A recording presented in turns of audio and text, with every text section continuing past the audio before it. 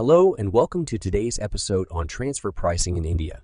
Transfer pricing refers to the pricing of goods or services exchanged between related entities, such as subsidiaries, branches, or joint ventures of a multinational corporation. It is an important issue for countries all over the world, including India, as it impacts their tax revenues and the competitiveness of their economies. In India, transfer pricing regulations were introduced in 2001 and have undergone several revisions since then. The primary objective of these regulations is to ensure that cross-border transactions between related parties are conducted at arm's-length prices. This means that the price at which goods or services are transferred between related entities should be the same as the price at which they would be transferred between unrelated entities in similar circumstances. Transfer pricing is particularly important for India as it is home to a large number of multinational corporations operating in a wide range of industries. The Indian government is keen to ensure that these corporations pay their fair share of taxes and do not engage in aggressive tax planning or profit shifting. One of the key challenges in implementing transfer pricing regulations in India is the dynamism in the subject when applied to various industries.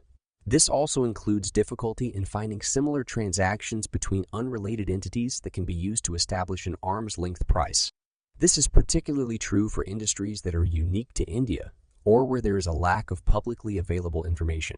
To address this challenge, the Indian government has introduced a range of measures including safe harbor provisions, advanced pricing agreements, and country-by-country reporting.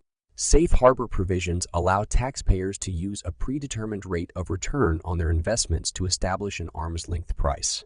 Advanced pricing agreements provide taxpayers with certainty on their transfer pricing arrangements for a fixed period of time. Country-by-country reporting requires multinational corporations to disclose information on their global operations and transfer pricing arrangements.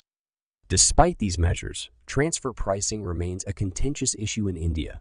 There have been a number of high-profile cases where the tax authorities have challenged the transfer pricing arrangements of multinational corporations.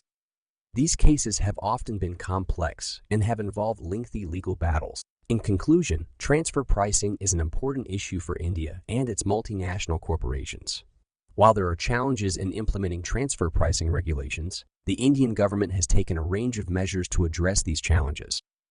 As India's economy continues to grow, it is likely that transfer pricing will remain an important issue for policymakers, taxpayers, and the tax authorities. Thank you for listening.